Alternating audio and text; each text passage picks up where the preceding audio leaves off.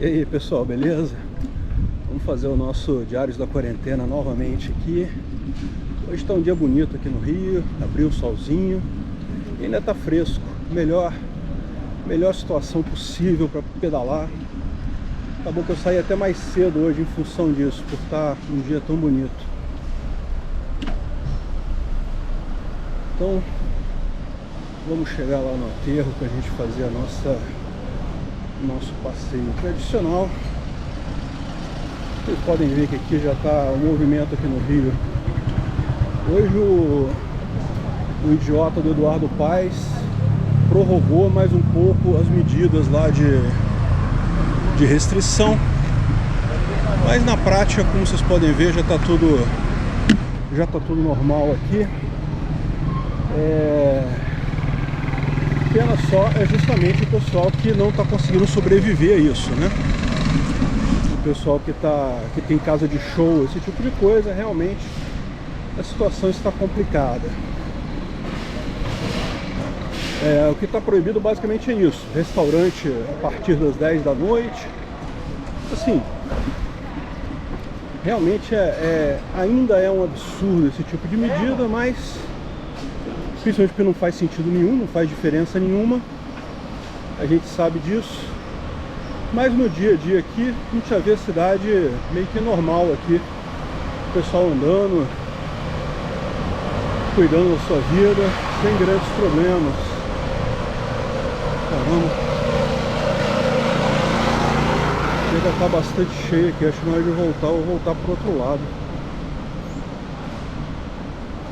Bom pessoal, hoje eu tô gravando esse vídeo, hoje é dia 30 de abril, é o final do mês, então como é tradicional, hoje vai ter eu vou fazer o pagamento lá do Visão Libertária, hoje mais à noite. Então a gente tá já todo enrolado hoje para fazer as coisas. Eu vou fazer rapidinho o nosso passeio. E eu decidi que eu devo avisar deste canal novo, falar sobre o canal Diários da Quarentena no dia 2. Então amanhã, dia 1º, eu ainda vou fazer uma última tentativa de... Vou ver se eu consigo manter esse ritmo de um vídeo por dia, que é a minha proposta, até mais pela questão do exercício físico mesmo, mais do que pela audiência e coisa e tal. Eu sei que lá no Ancapso agora a audiência está grande, mas é o pessoal que quer ver as notícias, então não tem por que ficar fazendo diários lá. A gente coloca no canal Diários para ficar um negócio melhor. E principalmente aquilo que eu falei para vocês, eu reparei que o canal deu uma crescida depois que eu parei de fazer o Diários. Isso faz sentido, o algoritmo do YouTube acaba penalizando mistura de formato no mesmo canal. Olha que dia lindo esse, olha que maravilha, que beleza, solzão. Pena que tá frio, tá? Não tá assim quente. Então, no final das contas,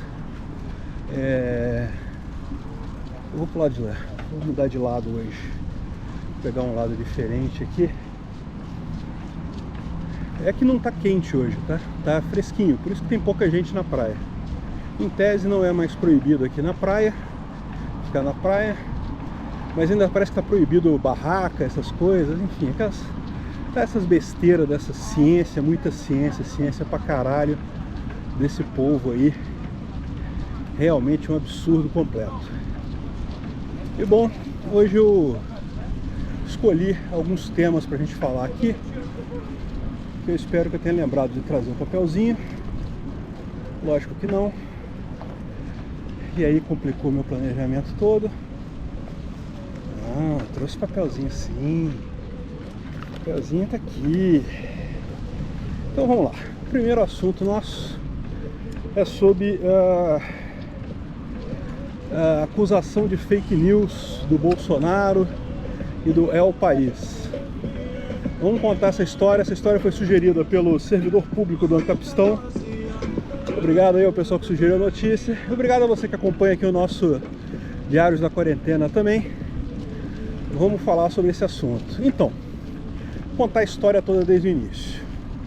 O senhor Jair Messias Bolsonaro, outro dia estava numa daquelas lives que ele faz, ele apontou, por exemplo, a questão do jornal El País, que é a versão espanhola do jornal El País. Falava que os empresários ficaram animados com o encontro com Paulo Guedes e não sei o que lá, com a economia brasileira, o governo brasileiro anima empresários e não sei o que lá. E a manchete sobre a mesma notícia no Brasil, em português, saiu uma coisa do tipo: empresários ficam decepcionados com o governo brasileiro e não sei o que lá. E aí ele estava apontando isso como sendo um exemplo de que o jornal está manipulando a notícia, está querendo botar notícia negativa aqui no Brasil. E ele está absolutamente certo. Ele sabe que isso é evidente que é feito, que o jornalista brasileiro ele quer pintar um quadro muito pior do que a gente tem aqui.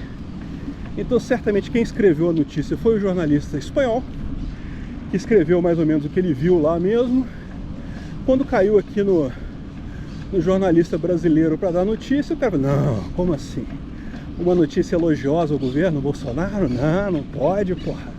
Como assim? Isso vai contra as profissões de jornalistas. É proibido esse tipo de coisa, não pode não. Tem que meter pau no governo, não pode ser esse troço de ficar sem elogiar, não. Nem deixar meio termo, tem que ser crítica mesmo, não tem essa não. E aí mudou a notícia, né? Mudou o resultado todo lá, mudou a conotação da notícia. Se você olhar na notícia, os fatos são os mesmos, tá? Teve uma reunião qualquer lá na Europa, entre empresários e representantes do governo brasileiro. E então é isso daí, ou seja, a notícia em si não mudou. O que mudou foi justamente a conotação dada à notícia. Lá na Europa falou como uma coisa positiva, os empresários estavam animados, foram animados pelo que o governo brasileiro falou. E bom, aí beleza, Bolsonaro falou esse negócio. Imediatamente a agência de checagem de fatos fez o quê? Diz que não, que Bolsonaro mentiu, porque segundo a agência de checagem de fatos, o verbo animar em espanhol tem uma conotação de incentivar, não de ficar animado como temos em português e coisa e tal. Então, na verdade, o jornal não mudou nada. É o Bolsonaro que não sabe falar espanhol direito e que achou que o tom era outro, mas na verdade era o mesmo tom, as duas reportagens e não sei o que lá. E a agência aos fatos não teve nem dúvida, não está mentindo, o Bolsonaro mentiu sobre isso, é falso que o jornal tenha dado duas abordagens diferentes. Mas daí você vê a reportagem, eu vi essa reportagem na revista Oeste. Cara, de fato, o verbo animar tem um sentido diferente entre português e espanhol. Isso não é incomum. Tem um monte de palavras que são assim, que você tem palavras que são tem a mesma grafia e significam coisas totalmente diferentes, né? Por exemplo, largo, né? Largo é grande em espanhol, não largo, né? Como a gente entende em português, de largura. Enfim, tem um monte de palavras assim que são realmente diferentes. Animar tem uma certa conotação diferente, sim, mas não é tão diferente assim quanto os caras querem fazer crer. Ela diz que sim, que o governo brasileiro incentivou os empresários europeus a investir no Brasil e coisa e tal, mas segundo aos fatos, o incentivar lá, ele incentivou, não foi animar, de deixar as pessoas animadas, como a gente fala aqui. Mas a questão, como muito bem apontou o Augusto Nunes na reportagem lá da revista Oeste, o fato é o seguinte: se você ler a reportagem, você vê claramente a diferença de tratamento no texto da reportagem. Não é só o título. O título você poderia dizer que talvez, não, realmente, o título faz diferença, tá? Porque se você olhar o título em espanhol, tá com animar lá, vamos supor então que animar não quer dizer animar, quer dizer incentivar só. Beleza. Você compara isso com o título em português, que diz que empresários ficaram decepcionados. Não, aí é outra história. Mesmo que o animar fosse neutro, o ficaram decepcionados é negativo, óbvio. Então, ou seja, claramente houve sim manipulação, houve sim mudança no tom. A mesma notícia, quando foi escrita lá pelo jornalista espanhol, dizia uma coisa, quando foi traduzida, entre aspas, pelo jornalista Brazuca, ganhou outra conotação diferente. E não só isso, não só o título, mas se você ler o corpo da notícia também, o corpo da notícia do Brasil só mete o pau, só pega coisa ruim, só puxa as partes ruins, coisa e tal. Enquanto se você lê a notícia em espanhol, ela dá mesmo uma tendência, ela dá mesmo a impressão de animação, de coisa positiva, ela dá um tom positivo. Então, não é que o Bolsonaro tenha tirado só do título, é verdade que ele falou só do título, porque o título resumia bem a coisa. Mas não é só o título, se você olhar o corpo da reportagem, ele também fala de forma positiva do Brasil, e aí não tem o que dizer, não há como inventar coisas para dizer que, não, pera, Bolsonaro inventou, não sabe espanhol, não entendeu o que está sendo dito. Pera aí, né, meu amigo? Qualquer um consegue ver ali que teve realmente uma mudança de tom. Mesmo a gente concordando que o verbo animar não significa exatamente a mesma coisa em português e em espanhol, certamente não significa em espanhol decepcionar. Pode significar incentivar, é verdade. É uma conotação diferente. Mas claramente teve intenção. É muito engraçado isso, né? É aquele caso, a agência de checagem de fatos mente mais do que qualquer coisa. É uma das maiores fábricas de fake news que existe hoje, são as agências de checagem de fato. É uma coisa vergonhosa isso. É impressionante como é que viraram meros mecanismos de propaganda ideológica. Não tem nenhum tipo de sentimento jornalístico, de verdade, de coisa assim. No final das contas, é puramente ideologia, é propaganda pura. Não tem o que se dizer. Pois bem, então essa daí foi mais uma barbeiragem dessas agências. É aquele negócio, eu pensei em fazer uma notícia sobre isso, mas vai ser o que? 15ª, 18ª, 20ª vez que a gente vê esse caso acontecer. Já é uma coisa tão normal que não é nem propaganda mais isso, não é nem digno de notícia. Esse troço de agência de notícias, agência de verificação de fatos falando merda, né? Coisa mais normal do mundo. Bom, vou fazer mais duas notícias aqui. Uma é rapidinha, que na verdade é mais para falar um negócio. A notícia que foi sugerida pelo Vitor Slim, obrigado aí quem sugeriu a notícia, que foi o fechamento, a falência da aviação Acari. É a 17ª empresa de ônibus aqui no Rio de Janeiro, que vai à falência nos últimos anos. Particularmente esse tipo de coisa piorou muito, como vocês podem imaginar, com a questão da pandemia. Realmente é de se imaginar que todo mundo proibido de sair de casa, você acaba tendo menos demanda por ônibus, né?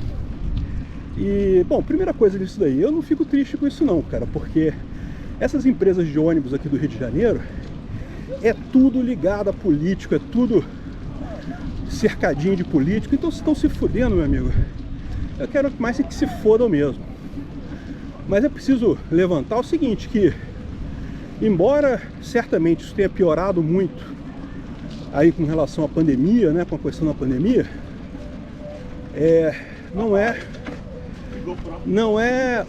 não foi só isso que aconteceu, não. Não foi só isso que causou o problema, não. Porque, como eu falei, já estava acontecendo já há algum tempo do pessoal falir empresa de ônibus. Desde 2015 já vinham falindo empresas de ônibus aqui no Rio de Janeiro. E em grande parte, meu amigo, eu vou te falar o que é Uber. O nego tá achando que foi só taxista que foi prejudicado pelo Uber. Não, empresa de ônibus foi muito também. Porque o Uber é barato, a ponto que se você juntar 3, 4 pessoas, cara, na maior parte das vezes a corrida dá o mesmo que a passagem de ônibus. Então no final das contas, e é muito mais confortável. Você vai num carro, você pede no endereço que você tá, você escolhe até se quer um carro de luxo, um carro mais simples, enfim. Realmente é muito mais confortável para o pessoal usar o Uber. E é o que tem acontecido, assim, é lógico, não estou dizendo que tá todo mundo usando o Uber ao invés de ônibus, não é isso.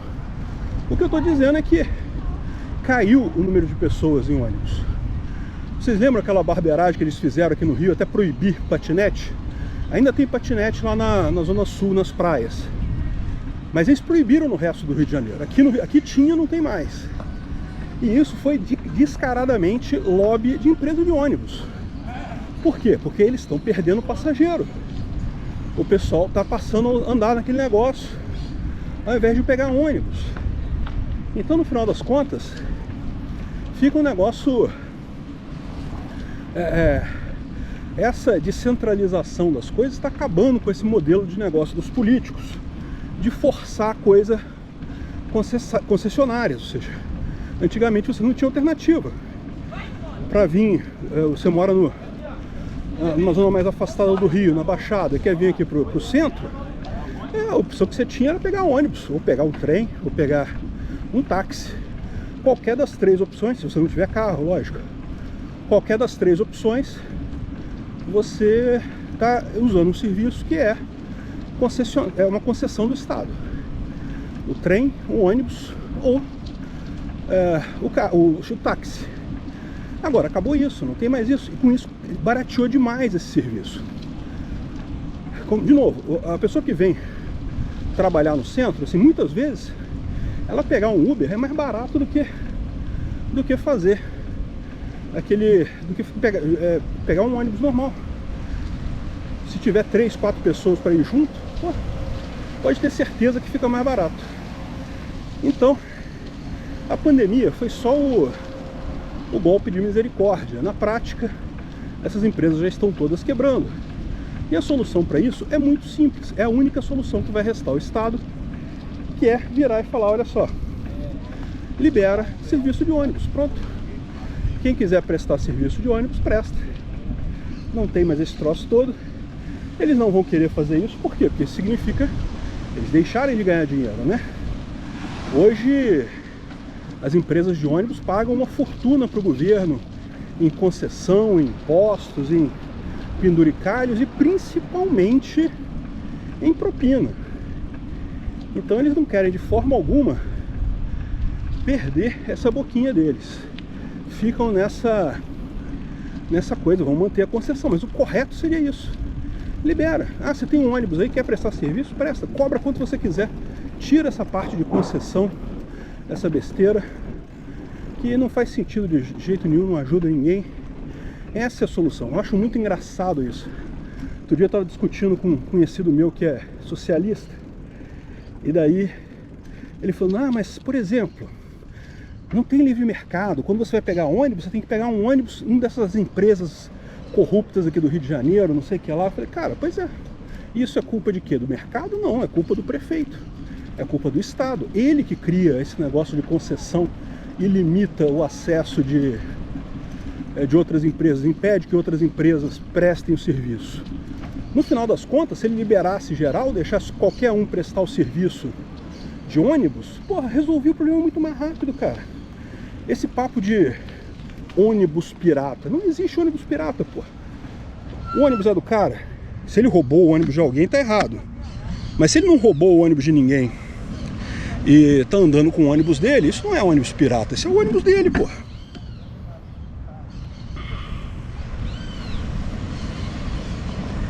Então, é isso daí, é um absurdo. Esse troço, essa ideia realmente é uma ideia terrível. E vai acontecer o que eu estou falando para vocês que vai acontecer. A coisa vai ser imposta pela própria economia. No final das contas, o que vai fazer diferença é a economia. O que vai derrubar o Estado no fim de tudo é isso, é a economia. Tem essa não. Não adianta eles inventarem 200 mil coisas que não vai resolver. E finalmente vamos falar da notícia sobre a Ilha de Budelli, do Mauro Morandi, que foi sugerida pelo Gaviões da Fiel com Bolsomito 2021. Muito bom o nome do cara. Então, caramba, peraí. Então, qual que é essa história, né? Essa aqui é aquela clássica do pessoal que fala: ah, mas você não gosta do Estado? Vai para uma ilha, vai para o meio do deserto, vai para o meio da mata, não sei o que lá, sai da cidade, vai para o meio do mato que você fica sem o Estado lá. E a gente vê que não existe isso, né? No final das contas, meu amigo, o Estado vai sempre correr atrás de você, porque no final das contas, a função dele é essa, a função dele é roubar você. É para isso que ele existe. Ele só existe para roubar as pessoas e enriquecer político. Não tem nenhuma outra função do Estado. Então, esse papo de que é uma opção sua, que basta você sair da cidade se não quiser pagar imposto, é absolutamente falso. E a história do Mauro Morandi mostra isso. Ele estava nessa ilha entre a Córcega e a Sicília, Córcega e... caramba, como é que é o nome da outra ilha lá? Aquelas ilhas que tem ali perto da Itália ali, né? São 3 ilhas, né? Sicília mais embaixo. Aí tem esqueci o nome da outra ilha. Enfim. E entre essas 2 ilhas de cima tem um conjunto de pequenas ilhotas, tá? Que são pequenas, não tem muita coisa ali não. E numa dessas ilhas vivia sozinho um cara, o tal do Mauro Morandi. O cara vivia lá 200 mil anos e coisa e tal, vivia quieto lá no canto dele, apropriação primária, ninguém estava usando lá. Tudo bem, a ilha é linda, realmente, parece que tem uma praia cor-de-rosa lá, que é uma coisa fantástica, de bonita. Mas pô, o cara tava lá, tava ele na ilha, vivendo sozinho lá. E, enfim, adivinha o que aconteceu? É lógico, o governo foi lá e falou que ele não poderia ficar lá, que ficar ali estava prejudicando o ecossistema da região e coisa e tal. Mas na verdade, você sabe, né? É o Estado querendo pegar para ele aquela ilha, querendo tomar posse daquela ilha, dizer que é dele, cobrar imposto, roubar pessoas. Porque, como eu já falei para vocês, esse é o único propósito do Estado, é roubar o indivíduo. Então, aconteceu isso daí. Tiraram o velhinho de lá. Bom, verdade seja dita, ele próprio acabou desistindo, ele já brigava há muitos anos com o governo. Ele chegou à conclusão de que, cara, chegou numa época que não estava complicado mesmo, tá ficando velho.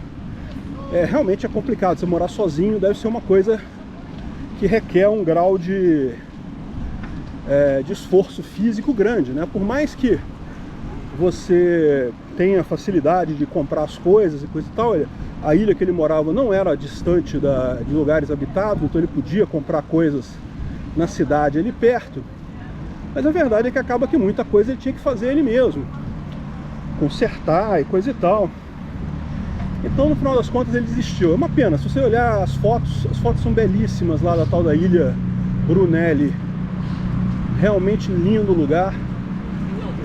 Tem um potencial de turismo que deve ser enorme, mas o turismo, você sabe, já é muito grande ali. O pessoal já vai lá e faz muita coisa. Então, não tenha dúvida que isso daí já existe hoje. Não precisava tirar o cara de lá por isso. É só aquela ideia do governo mesmo de atrapalhar a vida do indivíduo, de sacanear ele o máximo possível. Então é isso daí. Essas foram as 3 notícias de hoje. Não tem muito mais o que falar do caso do cara lá. Teve esse caso também, tem um caso também aqui em Santa Catarina, vocês lembram? Um cara que vivia numa caverna também, no meio da mata. Vai viver no meio da mata pra você ver. Não, o governo não deixa não, meu amigo. O governo não deixa não. Vão querer te roubar de qualquer forma. Não importa como você esteja fazendo a coisa.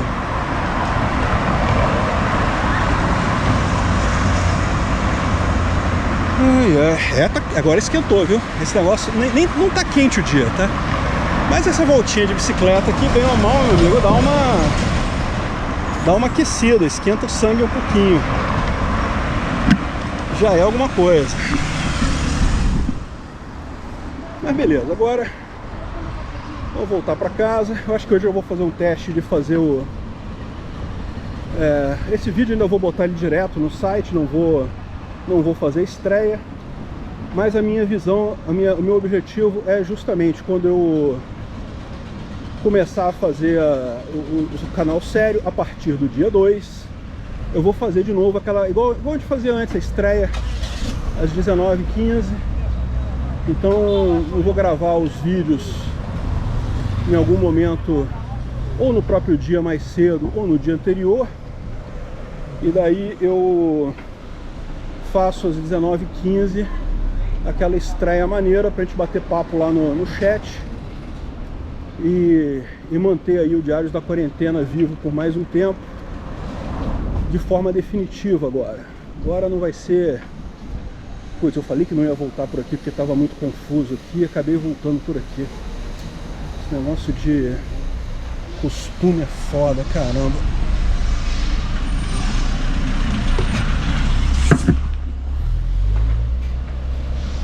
Foda isso, puta que pariu. Estão arrumando uma confusão aqui.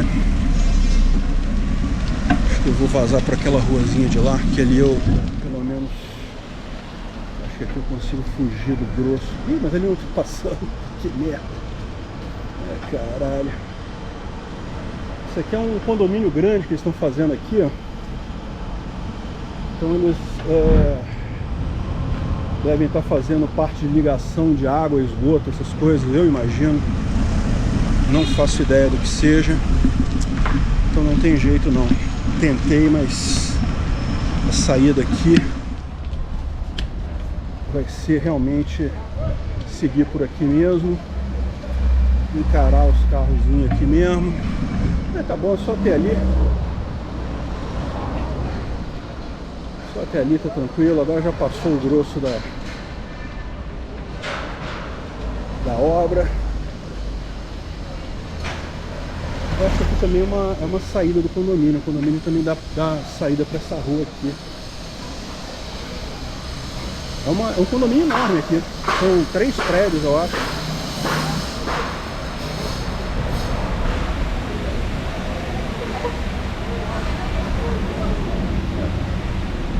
E o lugar aqui é muito bom de morar. Quem comprou apartamento na planta aqui se deu bem. Eu cheguei a pensar em comprar aqui também, mas aí já estava muito caro, já tinha valorizado muito. Aquele que eu tenho ali, eu consegui comprar ele numa época que ainda estava barato os imóveis. Foi antes do boom imobiliário. Então eu consegui comprar relativamente barato. Agora está muito caro. Bom, gente, então é isso daí.